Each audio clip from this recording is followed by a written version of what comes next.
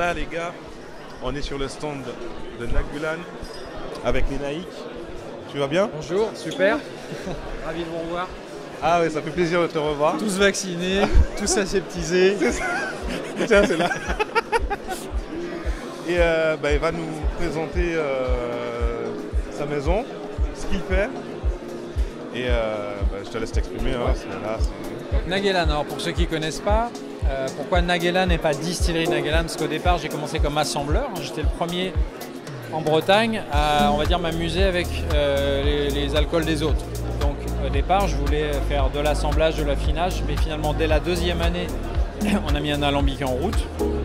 On en a 4 en route maintenant. Et on va retrouver chez nous, du coup, un peu l'histoire du départ. C'est que je vais quand même beaucoup assembler mes différents jus et mes différents fûts plutôt que d'aller chercher vraiment un single malt et une finition. Et c'est pour ça que moi, je vais plutôt évoquer des recettes différentes plutôt que des finitions différentes. Donc là, aujourd'hui, j'en présente 3 parce que c'est 3 vraiment qui portent un peu ce qui fait l'évolution de la marque. On a le Mesque Celt, qui est une des recettes de Mesque. Mesque, ça veut dire mixture en breton. Pourquoi? Parce que ça fait référence à mes débuts, hein, à mélanger le malt, le blé noir, après à mélanger, comme ici, l'orge maltée, l'orge donc sans maltage. Ça, c'est une nouveauté aussi. On va beaucoup travailler l'orge crue parce qu'on s'est mis à travailler avec une ferme juste à côté de la distillerie. Donc on a investi dans des silos qui nous permettent de travailler notre propre filière d'orge.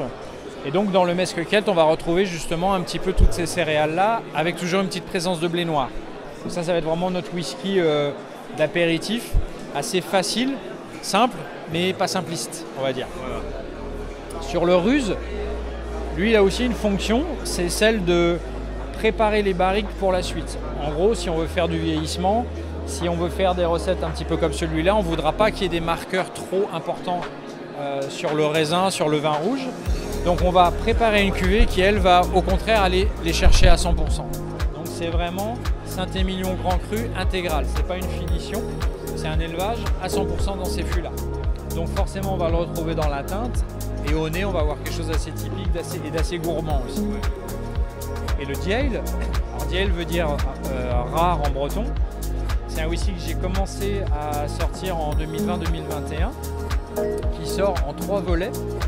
Il y a un volet qui est une succession de barriques, toujours avec le même distillat. On a une orge à 35 ppm niveau maltage. Et on va utiliser le distillat en 3 façons différentes. Une façon, la première, ça va être de faire succéder des barriques. On commence par des barriques de vin, on soutire dans des vieilles barriques et on finit dans des barriques d'Ailey. Ça, c'est le Diehl Tantad. Celui que j'ai amené aujourd'hui, Diehl Pevarwad, pardon pour le charabia. Pevarwad, en fait, ça veut dire 4 bois. Okay. C'est une façon de dire, voilà, on a de la petite barrique de 50 litres, on a de la barrique neuve, on a de la vieille barrique usée et de la barrique de vin rouge. Ah ouais. Mais ça a été assemblé à la fin du vieillissement, contrairement au premier qui est une succession.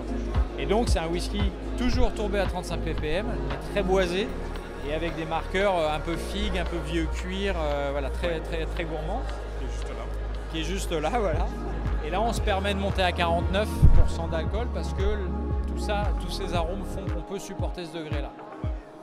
Et la dernière version du Diehl que j'ai pas aujourd'hui, qui sortira en mai-juin 2023, ça sera un Diehl Sklar, qui veut dire clair, tout simplement parce que uniquement des barriques usées, où on va laisser parler vraiment le spiritueux en fait. Donc ça sera vraiment, les Écossais diraient spirit driven.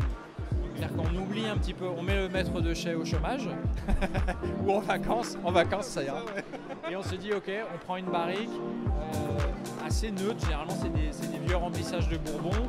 Chez moi ça va être des 3-4e remplissages derrière ces cuvées là.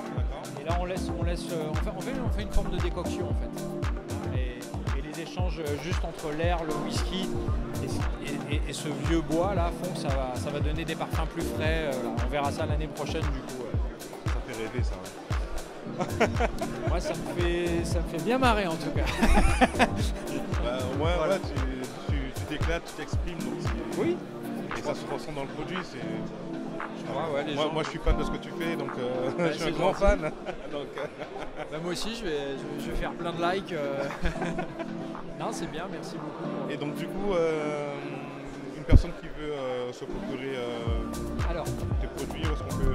nous, on a une distribution, on va dire, qui est assez large, mais toujours sur des volumes assez restreints. C'est-à-dire que moi, j'ai un plafond de verre sur ma production. La distillerie, c'est un ancien corps de ferme. On s'est développé mais jusqu'à un certain stade. Donc, moi, j'ai ouvert ma distribution dès le départ, mais elle est assez ciblée. Ce qui fait que là, on va se trouver dans à peu près 400 cavistes en France. Donc, dans une ville, il est rare qu'on me trouve dans 2 caves côte à côte. Mais on peut me trouver assez facilement. Sinon, nagelan.bzh, en fait. La différence, c'est que si on va sur le site, on va aussi trouver des cuvées qui sont vraiment dans des volumes si petits qu'on se les garde pour nous. D'accord, bah, On va s'amuser vous pouvez vraiment. venir sur place alors. Ouais, ou on peut les commander, on les envoie. C'est-à-dire qu'il y a plein de petites expériences que je fais aussi avec les tonneliers. On a des petites éditions comme ça qu'on va trouver en direct avec nous. Et puis voilà, sinon partout en France, normalement il y a au moins, dans chaque département il y a au moins une cave. D'accord. Par exemple, Paris, c'est la cave du. Paris, il y en a 12 maintenant qui nous. Ah ouais, sur d'accord. Paris, oui. Enfin, Paris. Île-de-France. Ouais, Île-de-France, pardon, Île-de-France. Mais on a la Vigne au Vert dans le 17e qui suit vraiment tout ce qu'on fait. La cave de Reuilly aussi, c'est vraiment celle que j'ai en tête. Et après, ça va être dans le 14e, il y en a un petit peu partout et, puis et aussi un petit peu en banlieue parisienne. Bon, après, au début, tu fonctionnes avec deux cavistes. Ouais, C'est ça. oui. Bah oui, là il y en a un peu plus. Et j'ai commencé avec 500 bouteilles et une barrique en 2015.